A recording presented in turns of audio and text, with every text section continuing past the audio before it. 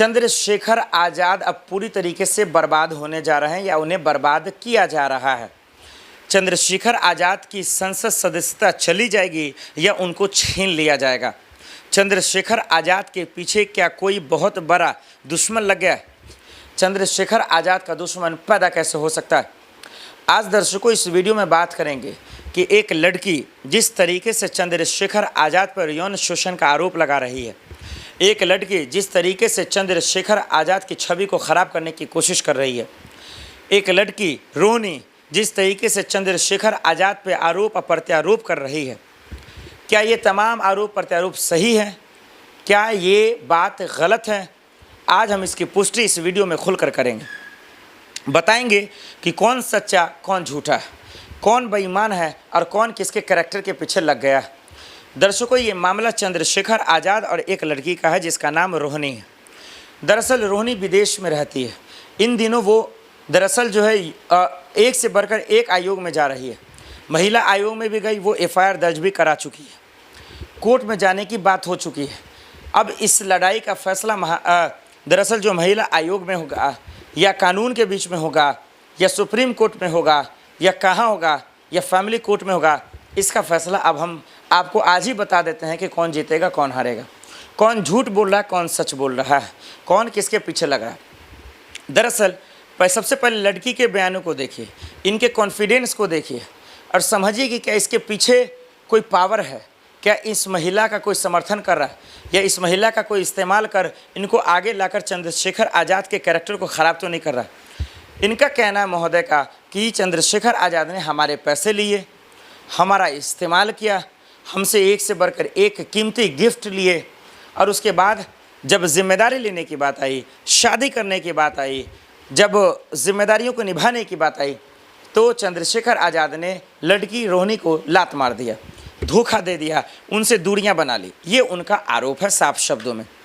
चंद्रशेखर आज़ाद कुछ बोलते नहीं हैं, वो चुप रहते हैं, इसको मद्देनज़र इसको जो है नज़रअंदाज कर देते हैं। आगे बढ़ते हैं।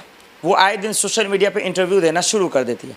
मीडिया का काम है उनसे सवाल पूछना, उनको प्लेटफॉर्म देता है मीडिया और फिर वो मीडिया पर आकर चैनलों पर आकर खुलकर अपनी बात रखती है, सारी बात बताती है। तब तक भी चंद्रशेखर आज़ाद चुप रहते हैं। वो बार बार एक ही बात कहती है, उसने मेरे साथ गलत किया है, मुझे पता है कि 20 से 30 केस उसके पास है, फिर भी वो जेल नहीं जाएगा, वो बचा ही रहेगा, वो बच जाएगा क्योंकि उनके पास पावर है, सिस्टम है, सांसद है, वो कार्रवाई नहीं होगी। अब सवाल ये है कि आखिर ये जो इतने आरोप लगा रही है, इतना खुलकर अपनी बातें कह रही है, तो इस पर एक्शन हो क्यों नहीं रहा है? इस पर एक्शन होता क्यों नहीं है? आप जाइए सीएम योगी आदित्यनाथ के पास, एफआईआर दर्ज कीजिए थाने में, महिला आयोग में आप चली गई, ठीक है, अच्छी बात है आपने गई, अगर आपके साथ गलत हुआ तो आपको इंसाफ मिलना चाहिए इस देश में। और यही बात चंद्रशेखर आज़ाद भी कह रहे हैं, उन्होंने यही बातें कही। तो ऐसे में एक तरफ जो चंद्रशेखर आज़ाद की बात है जो अब हम आगे आपको बताएंगे, और लड़की रोहिणी की जो बातें हैं उसमें देखिएगा तो फ़र्क आसमान ज़मीन का दिखेगा, विश्वास आसमान ज़मीन का दिखेगा। फंसे और फंसाने का काम आपको दिख जाएगा, आपको समझ में आ जाएगा कि लड़कों को फंसाना, लड़कों के कैरेक्टर को जज कर लेना आज कितना आसान हो गया है। हम और आप डराम की कहानी, हम और आप लड़कों को शादी के 4 दिन के बाद मरने की कहानी हम और आप देख रहे हैं। कैसे लड़कियां जो है लड़कों को जान लेने के पीछे लग गई हैं, कुछ जो है कुछ लालच के चक्कर में, कुछ जो है किसी के चक्कर में। तो इस लिहाज से भी कानून को अपना निष्पक्ष काम करने की ज़रूरत है। दर्शकों, प्रोफेसर अली को भूल जाएंगे आप कि किस तरीके से जो है आयोग उस पर एक्शन लेता है, जेल चले जाते हैं, लेकिन जो कर्नल सोफिया का अपमान करता है वो आज भी जेल नहीं गया। ये देश का कानून है, ये सोचिए कितना सिस्टम भ्रष्ट हो गया है, इससे अंदाज़ा लगाइए। अब चंद्रशेखर का अगला रुख क्या होगा, वो क्या करेंगे, वो हम आपको खुलकर समझाने की कोशिश करते हैं। चंद्रशेखर आज़ाद ने साफ शब्दों में लड़की रोहिणी को कह दिया कि मोहतरमा, अगर हमने गलत किया है, अगर आपने सही किया है, आपका आरोप सही है, अगर आप सच्ची हैं, सत्य हैं, तो आप फिक्र ना करें, कोर्ट आप जा ही रही हैं, आप कोर्ट जाएंगी, हम वहाँ पे अपनी बात रखेंगे, फिर बात पता चलेगा कौन सच्चा कौन झूठा। देखिए, जो कॉन्फिडेंस चंद्रशेखर आज़ाद दिखा रहे हैं, जो बातों में उनके कॉन्फिडेंस हैं, जो कल हम फॉरएवर न्यूज़ के माध्यम से आपको हम दिखाए भी थे, उससे तो यही लग रहा कि ये आरोप प्रत्यारोप गलत है। लेकिन जब तक ये सिद्ध ना हो जाए, ये साबित ना हो जाए, ये तो खैर मैं भी नहीं कह सकता कौन सच्चा कौन झूठा, लेकिन आकलन ज़रूर कर सकते हैं कि जिस तरीके से जो लड़की कह रही है और जो मामला बेपिचता होता जा रहा है, इस पर सख्त सुनवाई की ज़रूरत है, जांच की ज़रूरत है, कार्रवाई की ज़रूरत है। तभी पता चलेगा कि कौन झूठ बोल रहा है, कौन सच बोल रहा है। वो मीडिया में बातचीत कर रही है, खुल्लम खुल्ला जो है चंद्रशेखर को चुनौती पे चुनौती दे रही है। इतना ही नहीं चंद्रशेखर आज़ाद माफ़ कीजिए, अगर वो अपने नेताओं के साथ, अपने कार्यकर्ताओं के साथ अगर कहीं जा भी रहे हैं तो वहाँ पर उनका विरोध हो रहा है। चंद्रशेखर आज़ाद के ख़िलाफ़ प्रोटेस्ट हो रहा है। महिलाएं जो हैं वो उनका विरोध कर रही हैं, पोस्टर बैनर लेकर कि चंद्रशेखर को जेल में डालो, ये बलात्कारी है, इन्होंने यौन शोषण किया है। अब सवाल ये है कि यूपी में ऐसी सी खबरें आती हैं। अब देखिए, महिला पहलवानों ने बहुत सारे आरोप लगाए। दिल्ली पुलिस ने ये कहा भी कि चार्जशीट दाखिल करने के लायक है, एफआईआर हो सकता है, तमाम चीज़ें हो सकती हैं, लेकिन बृजभूषण शरण सिंह आज तक जेल नहीं गया। अब वो पैसे के बदौलत बचा, प्रशासन के बदौलत बचा, पावर के बदौलत बचा, या बाहुबली होने के बदौलत बचा, ये तो आप ही फैसला कर सकते हैं दर्शकों, ये मैं आप पे छोड़ता हूँ।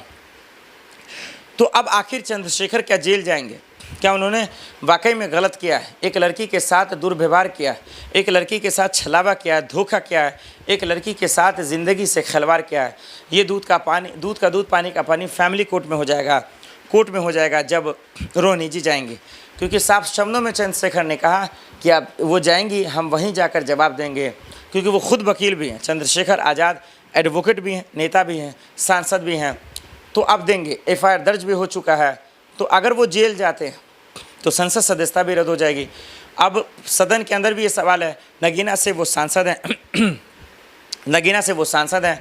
ऐसे में सबसे बड़ा सवाल है, दलितों की एक उम्मीद बनकर वो आए थे, गरीबों का, दलितों का आवाज़ उठा रहे थे, लोग खुलकर उनको साथ भी दे रहे थे। तो कहीं ना कहीं अगर ये आरोप सच साबित हो जाता है तो फिर चंद्रशेखर आज़ाद सिर्फ अपनी आत्माओं को नहीं मारेंगे, दलितों की आत्माओं के साथ भी वो कहीं ना कहीं मौत का तांडव खेलेंगे, क्योंकि बहुत सारे लोग उनसे उम्मीद करते हैं, मायावती से उम्मीद करते हैं। दलितों का वोट बैंक उनको माना जाता है और उनके उम्मीदों के साथ खेलना होगा, लड़की महिलाओं के उम्मीदों के साथ खेलना होगा। अगर ये तमाम आरोप सच साबित हो जाते हैं, तो अगर ये आरोप झूठा है, अगर सबूत नहीं है रोहिणी के पास, लड़की रोहिणी के पास, तो मेरा मानना है कि चंद्रशेखर को ही एफआईआर करना चाहिए और इस लड़की को जेल में डालना चाहिए। क्योंकि बिना तथ्य के, बिना सबूत के, बिना लॉजिक के अगर किसी के कैरेक्टर को आप उछालते हैं तो ये बहुत गलत है, ये बहुत बड़ा गलत है, ये अपराध है। और हम इस देश में देख रहे हैं ज़्यादातर केस फर्जी होते हैं, बेकसूरों को, मासूमों को फंसा दिया जाता है, जेल में डाल दिया जाता है, उनकी ज़िंदगी बर्बाद और तबाह कर दी जाती है। इसलिए कानून का सख्त होना, निष्पक्ष होना बहुत ज़रूरी है कि कोई कह रहा है तो इसके पीछे क्या वजह हो सकती है, या कोई कर रहा है तो इसके पीछे क्या वजह हो सकती है। दोनों का पता लगाना कानून की जिम्मेदारी है, कानून में बैठे लोगों की जिम्मेदारी है, तभी लोगों को इंसाफ मिल पाएगा। नहीं तो ऐसे ही जो है आए दिन इस तरीके के कांड होते रहेंगे, लोग जो है आवाज़ उठाएंगे फिर दब जाएंगे, बेकसूर फंस जाएंगे, कसूरवार पैसे के दम पर, सत्ता के दम पर, सोर्स के दम पर बच जाएंगे और इस देश में आम लोगों को न्याय नहीं मिल पाएगा। रोहिणी और चंद्रशेखर कांड मामले पे आप दर्शकों की क्या राय है, फॉरएवर न्यूज़ के माध्यम से कमेंट कर हमें ज़रूर बताइएगा। फॉरएवर न्यूज़ देखने के लिए बहुत बहुत धन्यवाद।